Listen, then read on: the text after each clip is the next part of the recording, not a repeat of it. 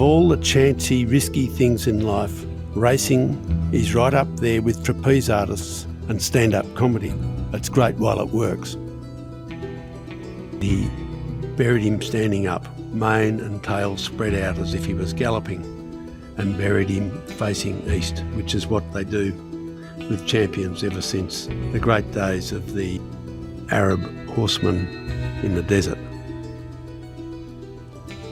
I'm Andrew Rule. This is Life and Crimes. This week we've got something a little different because I've written a book which is coming out any minute now, and it's called Chance, or if you like, Chance. The subtitle is Of Grit and Gamblers and the Romance of the Racing Life. It's a collection of racing stories, but it's not all about horses. It's more often about people. It could have a much longer subtitle. It could also be about guts and greed and glitz, because all those elements are found in racing, as well as its fair share of heroes and villains, skullduggery and downright criminality. There are 23 stories in the book. I chose them from probably hundreds that I know of, and I had to think for a fair while to work out how to start this book. How do you start a book dedicated to the proposition that of all the chancy, risky things in life, racing is right up there with trapeze artists and stand-up comedy? It's great while it works.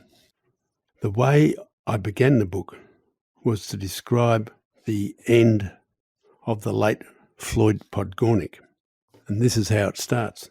They say no one with an unraced 2-year-old ever kills himself.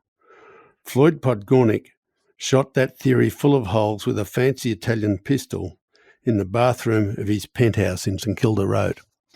And that's how I started the book, because I think the suicide of Floyd Podgornik in 1990 told us a lot about the sort of characters that were big in the 1980s in Australia, and the sort of characters that were attracted to racing, to the highs and lows, the winning and the losing and the risk factor.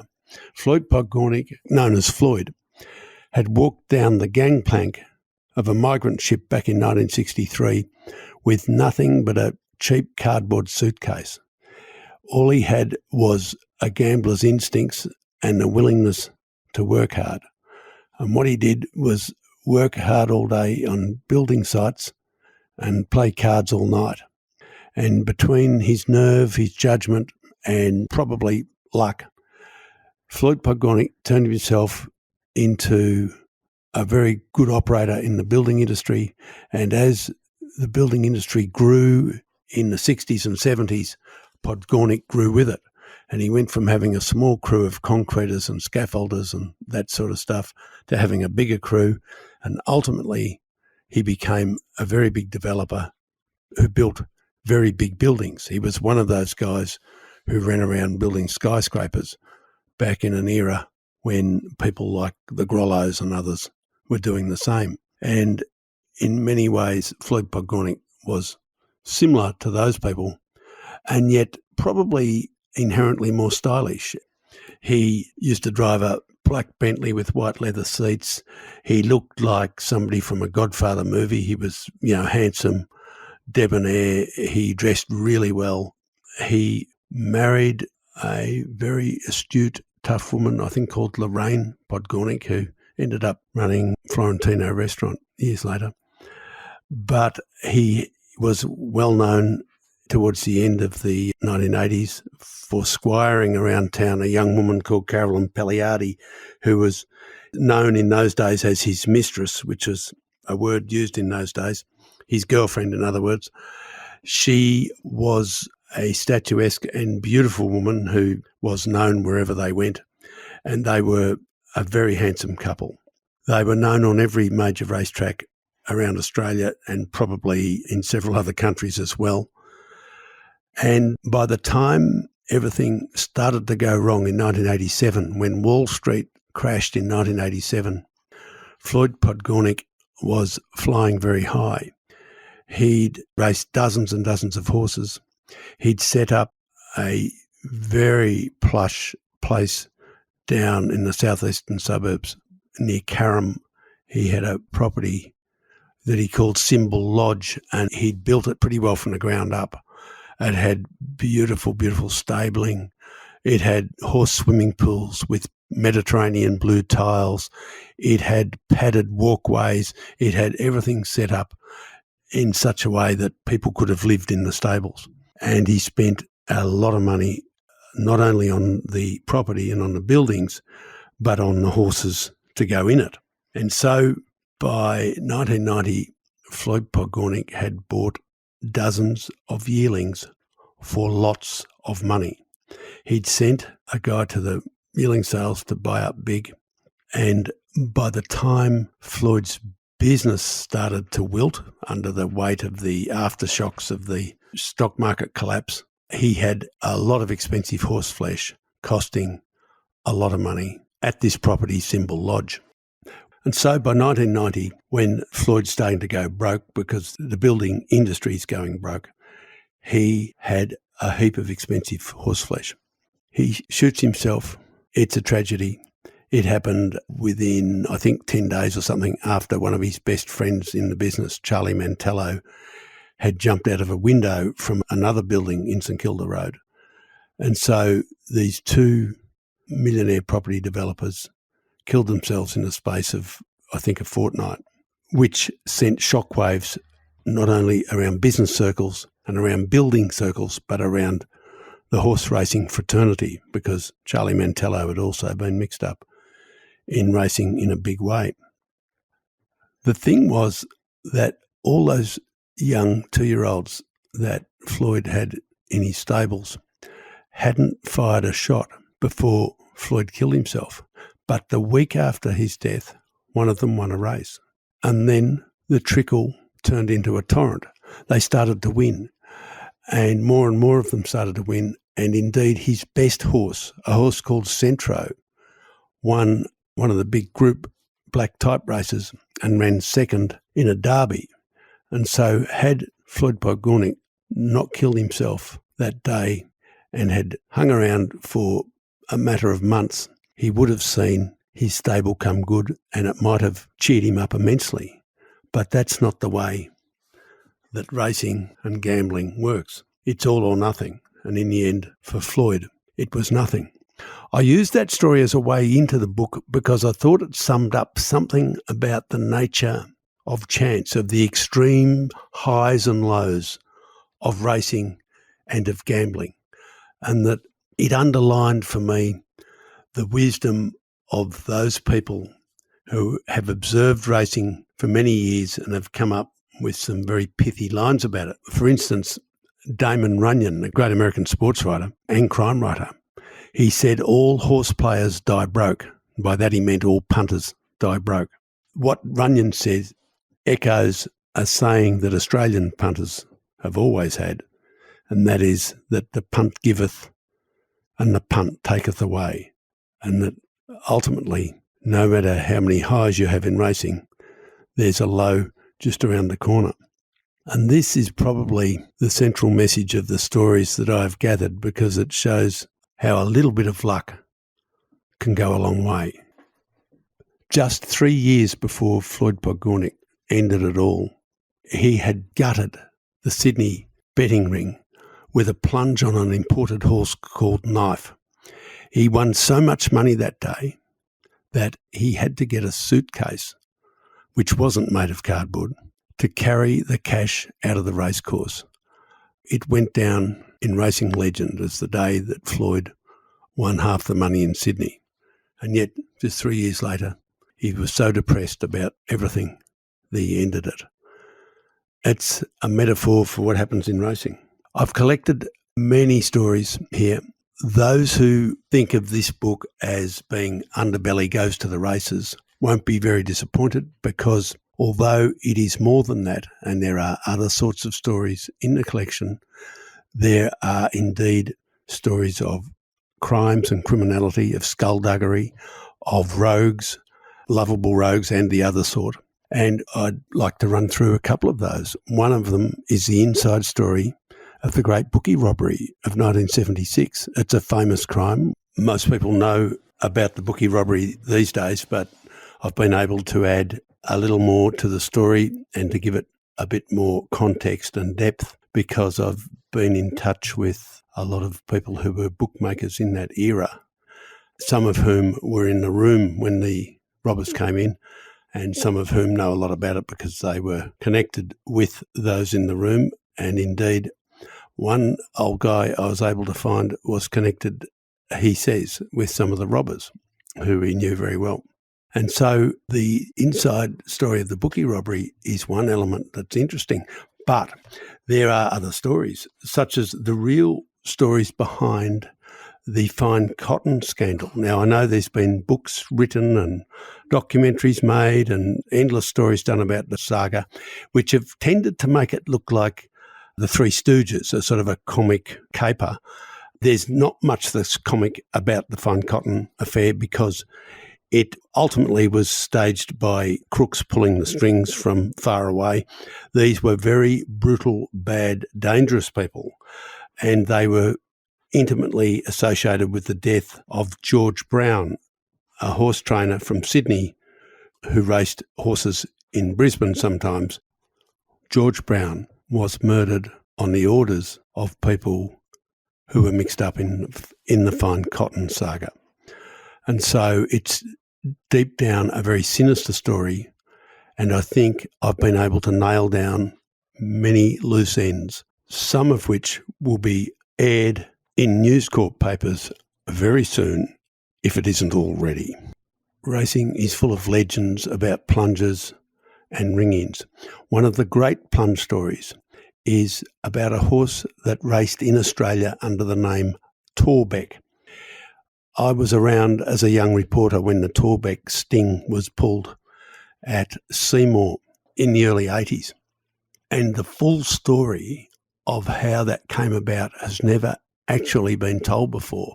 But I was able to trace that story back to its origins in New Zealand, where a very astute trainer called Alan Jones bought a pair of yearlings at a very cheap horse sale. And when he took them home, his wife Linda, who later became one of the pioneer female jockeys and a very good jockey, she laughed at this pair of yearlings as he led them off the float because one didn't look terribly good at all and the other one looked like a drowned rabbit. And the one that looked like a drowned rabbit, it was very small, very thin, very fine, very shivery. She thought it looked more or less like a big foal, not like a yearling. And she laughed at her husband, Alan, who had to agree with her that even though he'd only paid, I think, $700, it did look like a fair bit of money for this little horse. But the horse was beautifully named. They called him Shady Deal, which reflected his pedigree, but also what would happen to him. Because it turns out that when they break in these two unwanted ugly ducklings, they're both very good. But the better one of the pair is the little one they call Shady Deal. And what Alan Jones and his wife Linda used to do was to prepare a lot of young horses in New Zealand that they'd bought at the right price, and they'd find a couple that were good enough to sell to the Aussies, because Australian trainers and owners would love to fly across the Tasman in those days and prospect the Kiwis looking for something they could take home and win races with, preferably betting plunge races. And two or three smarties from Australia came across to look at Jones's string of horses.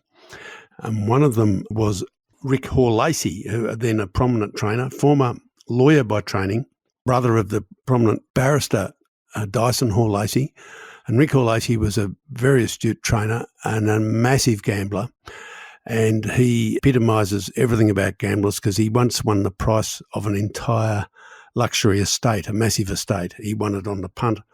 And in the end, I think he lost the lot and he's living in relative poverty these days. But he came across to see these horses, and Alan Jones' mate, a bloke called Wayne Walters, a cunning Kiwi training in Australia, he also had come across to look at Jones's horses, and he wanted the one they called Shady Deal. And to throw Rick Hore-Lacey off the scent, they bound up the horse's front legs in bandages as if he'd had something wrong with it. and they put so many bandages on it that it looked like a cripple. And Lacey was told, look, we think he's bowed a tendon or he's got a problem, whatever. And so Lacey didn't buy the horse, but Wayne Walters did. And he did because he jumped on this unraced 3-year-old, I think it was there, and they'd ridden out around their training track, a private training track. And Alan Jones was riding, I think, a 5-year-old mare that was a last start winner and a good class of racehorse. And this unraced 3-year-old, or maybe even 2-year-old, was up against this open class mare, and he beat her easily. And Alan Jones said, this is probably the best maiden in New Zealand. That means the best horse that has not won a race in New Zealand. And I think he's ideal for your purposes. So Jones buys the horse. He gets him back to Australia. He changes his name from Shady Deal. Now, it may be that he had to do that because there was already a Shady Deal racing in Australia. But in any case, it was a good move. And what he did was he looked around and he found a horse of the same colour and same general description, that is, a brown gelding foaled in, 1976 or whatever it was. And the horse that he found to match that description was a horse called Torbeck, Torbeck, Torbeck, a very slow conveyance trained by a jumping trainer. And what Walters did, because he was a very cunning Kiwi trainer, he named his horse Shady Deal. He renamed it with the Victorian authorities Torbeck, Torbeck. And so he thought that at a rough glance in a form guide, a lot of punters would mistake his horse, the former Shady Deal, for the very slow jumper trained by an old fella called Theo Howe. And I think this ruse worked pretty well. And what Walters did wasn't strictly illegal. Setting up bookies for a fall isn't illegal. It's just a way to try and make a big, quick killing in racing. But they went to elaborate lengths, and Walters had pelled up with a group of very astute professional punters. These people were very good at what they did, and they took no chances, and they shaved the odds to their own advantage the best way they could.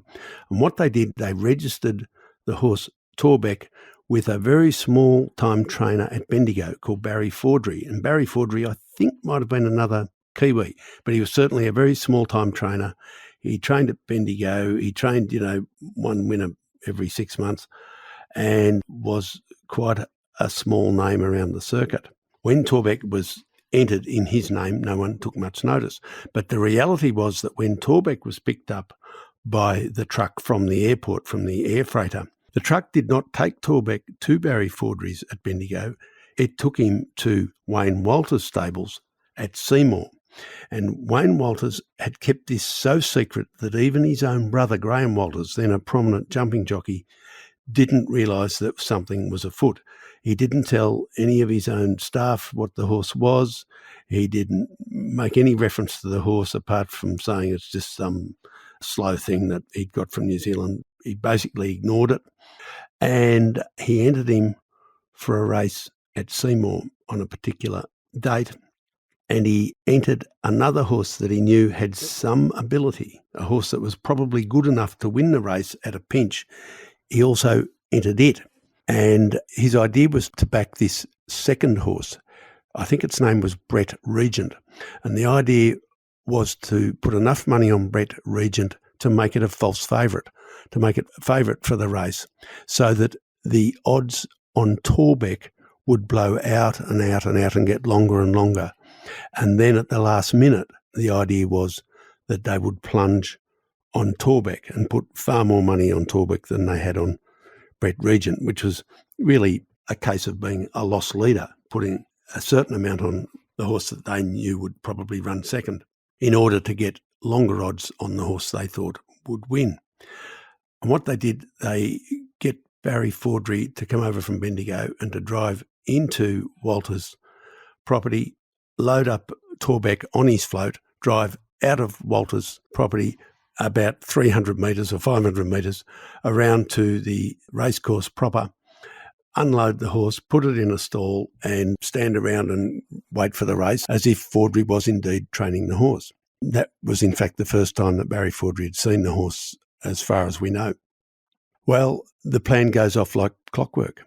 The punters fly to Sydney because the beauty of this is that the Seymour race meeting coincides, and this is a deliberate thing, coincides with a big Sydney race meeting, city race meeting, I think at Canterbury, and the punters go to Canterbury and they plunge on Torbeck at lucrative odds, and they won this is 1981, they won the price of, several houses. I think they won several $100,000 at a time when I know I bought a house for $26,000. So they probably won enough to buy 15 small houses like mine or, 5 houses in Toorak. It was a very big sting and it went off perfectly. And it was the start of a phenomenal career for this little horse, Torbeck.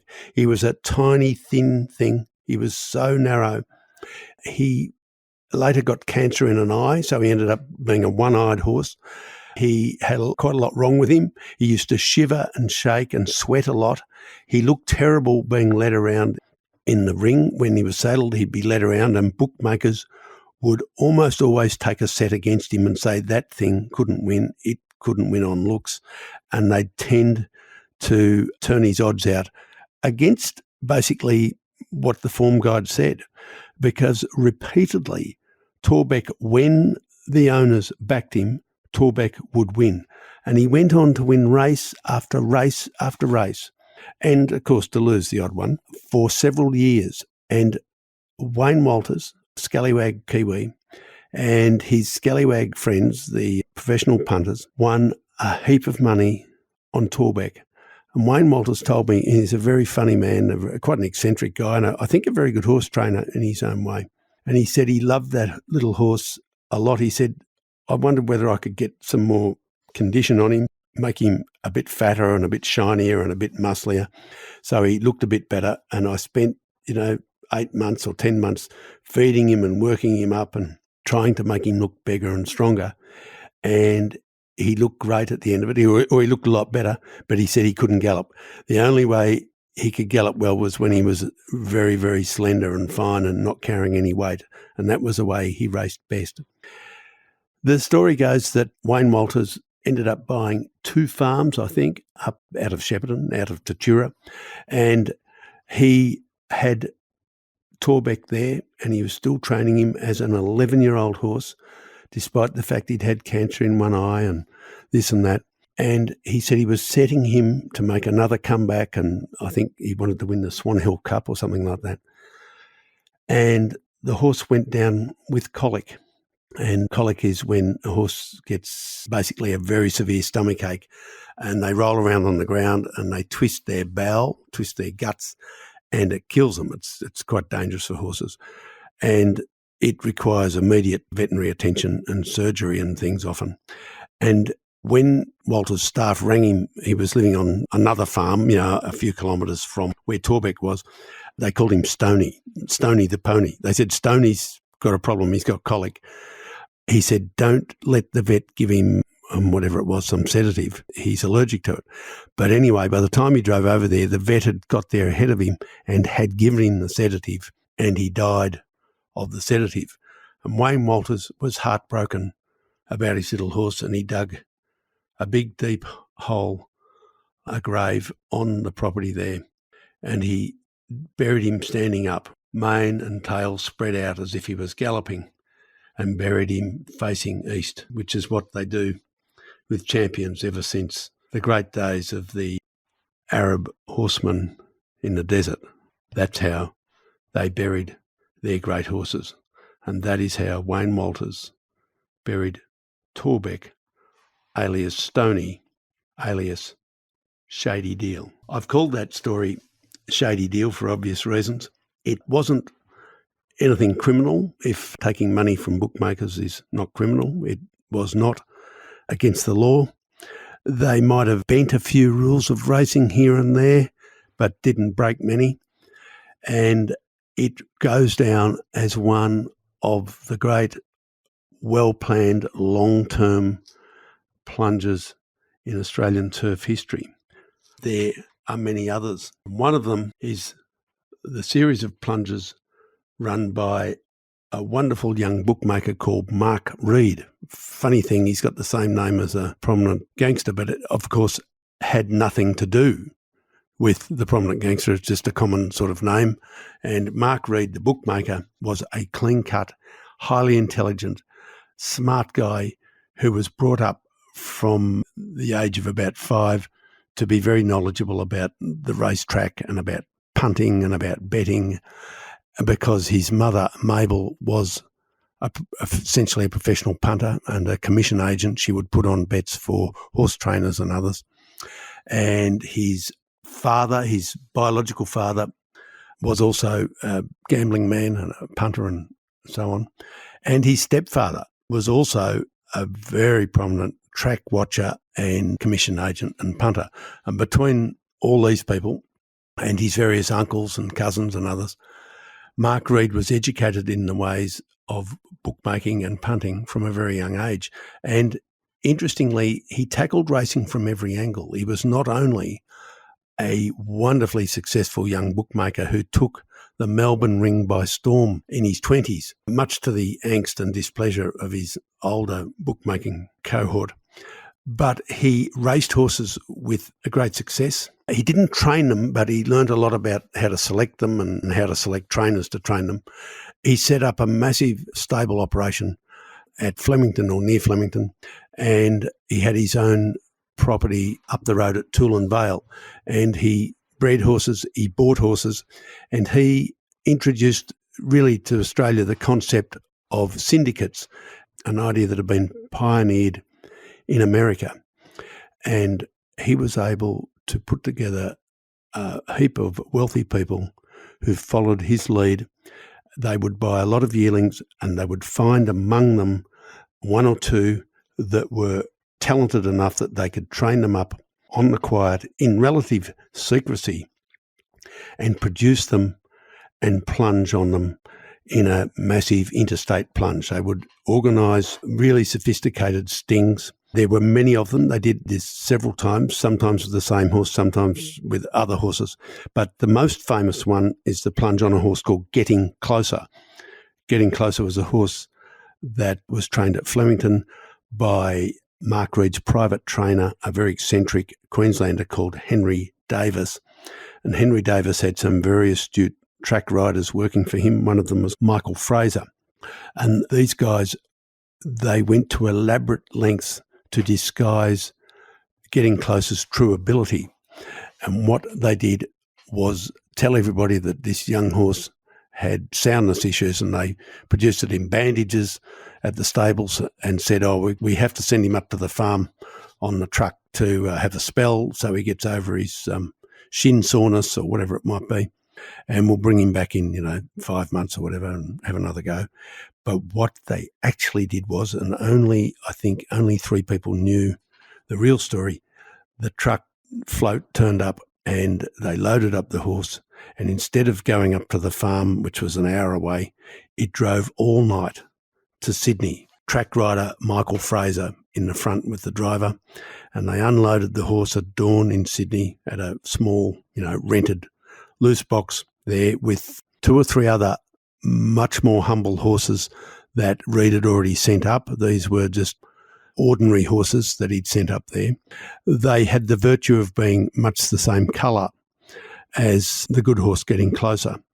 And when Mike Fraser worked them, he was able to confuse those people watching without actually telling any lies by working them early in the morning when it was fairly dark and using the same saddlecloths and saddles and things so that people wouldn't be sure which Melbourne horse was which. Meanwhile, Mark Reed very wisely stayed well away from Sydney, well away from the whole operation, and never said a word to anyone. When the horse was entered for a race in Sydney, ready to plunge on, something went wrong the first time that they entered it, and it had to be scratched. And at the time, they thought this was a great pity. But it turned out to be a blessing in disguise, because the race they had picked out was won by a horse called Dalmatia. And Dalmatia went on to become a multiple group winner, and sadly probably had Getting Closer raced against Dalmatia that day. Dalmatia would have beaten Getting Closer and they would have lost their money.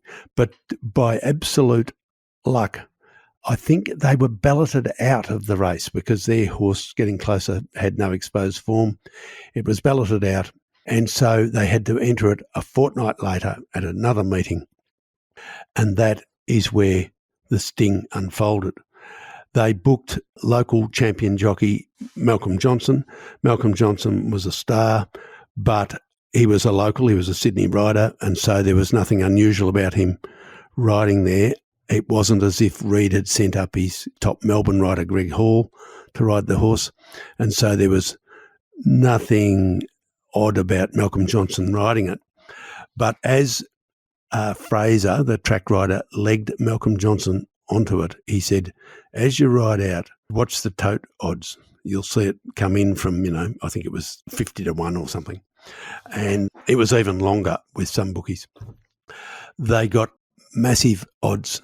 The Reid team had sent up a heap of people to back it. Reid and his wife turned up to the races, as did some of their friends, but they'd also imported an entire football team from Melbourne, I think a Broadmeadows footy team, and they'd handed each of these people an envelope, and inside each envelope was a sum of money, I think $1,500, quite a lot of money in those days, and there was, 20 of them or whatever.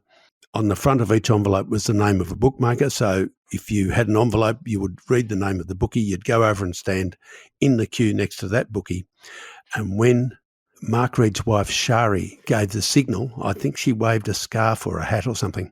When she gave the signal, everybody in the team tore open their envelope and bet on the horse whose name was in the envelope. They hadn't been told the horse's name, but in the envelope was the money with the horse's name, and they bet and they bet and they bet until all the money was gone.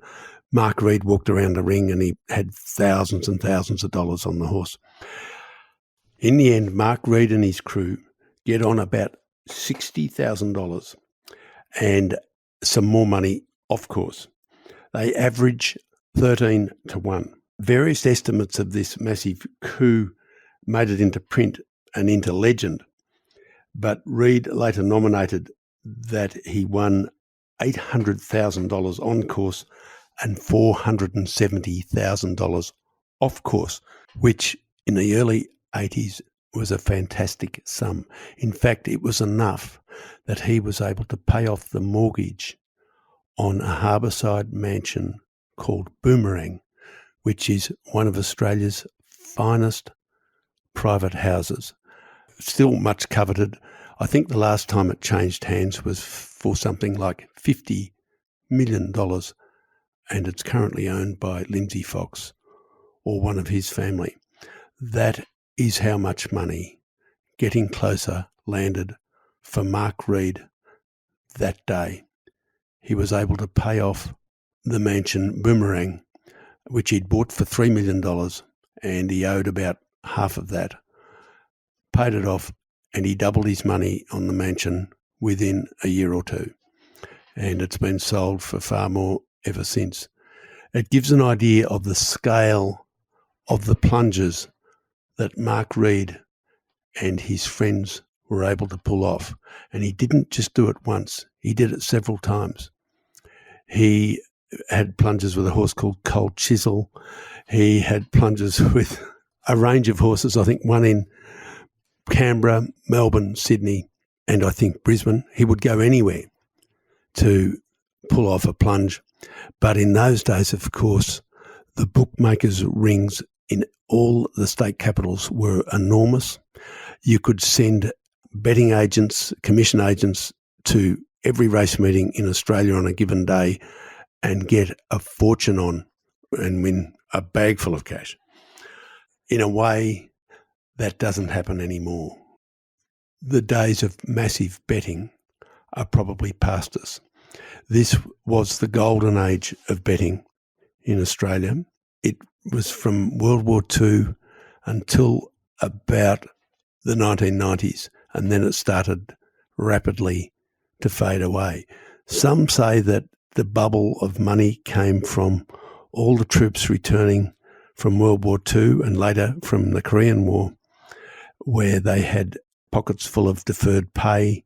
They were often young men, footloose. They were damaged by war. They were determined to have a good time.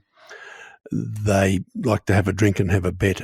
And some say that the sheer amount of money that they bet in those couple of decades after the war inflated the betting economy in a way that it has never been seen since. Of course, the other factor is this, that really gambling at the races on racehorses was almost the only way that you could gamble in those days. The only alternative was illegal casinos or two-up games, that sort of stuff. The only legal gambling in big numbers was at the races, and that's the way it went. And that's why a lot of the stories from this book have their roots in that era, what I would call the golden era of the punt. Of course, this is a barefaced attempt to get people interested in the book. The book is called Chance. It is subtitled Of Grit and Gamblers and the Romance of the Racing Life. It's by Andrew Rule, that's me. It's published by Pam Macmillan, and I think you'll find that it is the ideal thing to be giving other people for Father's Day, for Christmas, and for birthdays. And if people don't buy it for you, I think they don't love you.